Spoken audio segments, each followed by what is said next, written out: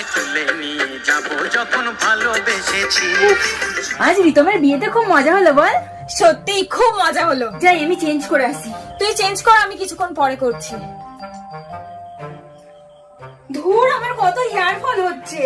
আমার মনে হচ্ছে এর আসল কারণটা হলো আবহাওয়া আর আর্দ্রতা। গত মাসে দুর্গাপূজায় প্যান্ডেল হপিং এর সময় আর এখন বিয়ের সময় বেশি সময়টা তো আমাদের বাইরে থাকতে হচ্ছে। হ্যাঁ, এই আর্দ্র আবহাওয়ার কারণে তো হেয়ার ফল বেড়ে যায়, কারণ এটা মাথার ত্বককে শুষ্ক করে তোলে, চুলগুলো দুর্বল হয়ে যায়, ভেঙে যাওয়ার প্রবণতাও বেড়ে যায়।